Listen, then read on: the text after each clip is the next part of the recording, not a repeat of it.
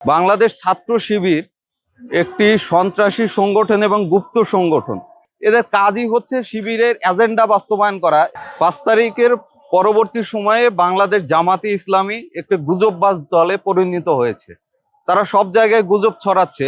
সেটি দলের একদম আমির থেকে শুরু করে শিবিরের একজন নবীন কর্মী পর্যন্ত সবাই গুজব ছড়াচ্ছে।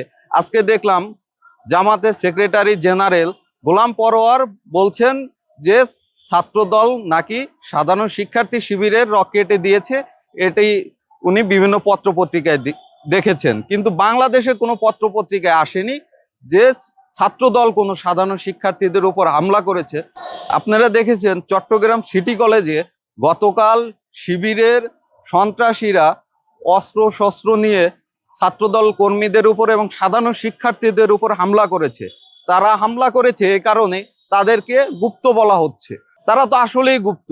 5 তারিখ পরবর্তী সময়ে তারা বিভিন্ন ক্যাম্পাসে গুপ্ত অবস্থায় থেকে সাধারণ শিক্ষার্থীদেরকে বিভ্রান্ত করেছে এবং ফ্যাসিবাদের সময়েও তারা আওয়ামী লীগ এবং ছাত্রলীগের ভিতরে গুপ্ত অবস্থায় থেকে ছাত্রলীগ সেজেও সাধারণ শিক্ষার্থী এবং ফ্যাসিবাদ বিরোধী আন্দোলন যারা করেছে তাদের বিরুদ্ধে তারা সব সময় অত্যাচার করেছে এবং ছাত্রলীগের পক্ষে তারা কাজ করেছে।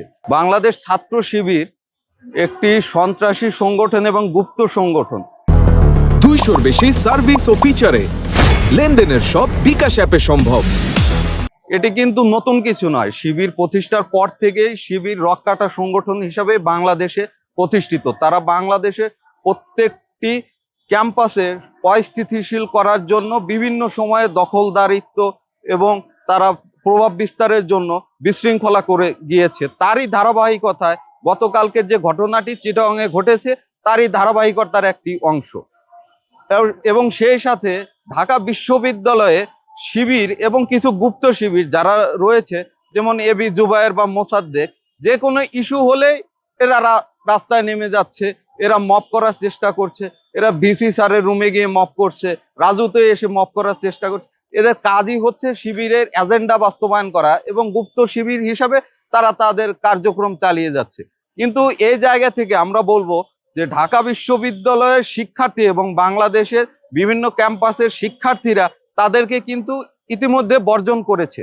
শিবির যে একটি সন্ত্রাসী সংগঠন, রক্কাটা সংগঠন, এটা কিন্তু সাধারণ জনগণ এবং সাধারণ শিক্ষার্থীদের মাঝে একটি ভীতি সঞ্চার করেছে এবং সাধারণ শিক্ষার্থীরা তাদেরকে বর্জন করেছে ইতিমধ্যেই।